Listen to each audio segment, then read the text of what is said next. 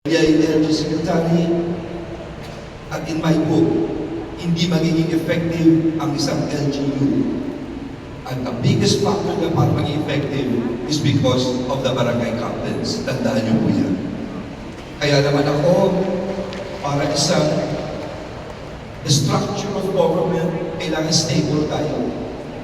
But I give you data na nagpapakita hindi tayo stable ngayon. Bakit? Yung term of office. Sa term of office sa barangay, you look at Indonesia. I'm looking at this objectively. 5 taon ang term of office ng Indonesia. Malaysia, walang term limit. Thailand, 4 years ang term. 4 na taon. Vietnam, walang term limit. Myanmar, 5 years ang term. Brunei, walang term limit. Cambodia, 5 years uli ang term. Laos, walang term limit. Timor-Leste, 5 years ang term. Pero sa Pilipinas, pinakamaikli, 3 taon, lalo na ang barangay kawawa. Bakit? Masyadong maliit kung di mo kapitbahay mo, kung isang kalaban mo, and will be doing that for 3 years. Kaya wag ko kayo mag-alala. Kung papalarin ako, I will advocate. Talagang baguhin ang term of office, habaan ang term of office ng barangay captain. Kayo mauna through the local government. At marami pang dapat baguhin. Anong babaguhin? Number 1, sa local government po, nakalagay dito papagawa ng kalye ng barangay road, ng barangay. 99.9% ng barangay walang pondo magpapagawa ng kalye. Dapat iba. Number 2, eskwelahan. Nakalagay sa local government kung na magpapagawa ang local government, si Mayor. Hindi rin kaya. It should be national. Kaya may shortage of schools. Pangatlo, provincial hospital. Nakalagay ang tertiary specialty hospital na magpapagawa probinsya. Hindi po lahat ng probinsya ay mayaman. Maraming probinsya hindi kaya. Dapat national government. Kailangan baguhin.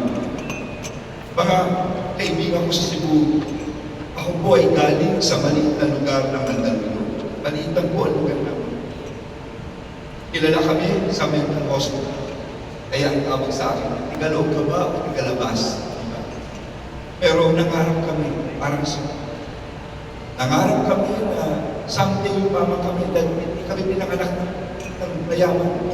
So ang una kong ginawa, binago ko ng aming renewal from 3 days to just 15 minutes. Pinaayos ko yung order lahat in several years. We were here as the economic title city of the Philippines by Rojas na malaki. Yung buong ginawa namin. At isa lang ang hiningi ko dito po sa isa lang. Ang hiningi ko ay trabaho. At doon nagkaroon ng trabaho mga tao. Housing ang ginawa namin. Pero kaming release ng tren. Yung release ng tren namin, 2,000 po ito nakatira dito. Dahil 2,000 ang nakatira dito, walang tubig, walang ilaw. Binili namin ito sa Philippine National Police. Magkano hulog? 100 pesos, 200 pesos. Ano nangyari? 2,200 families dati kanya na-insure nila. Ngayon po, mga landowners na. Hindi na po sila quote-unquote squatters. At hindi kami tumigil doon. Large landed areas, hinuba rin namin.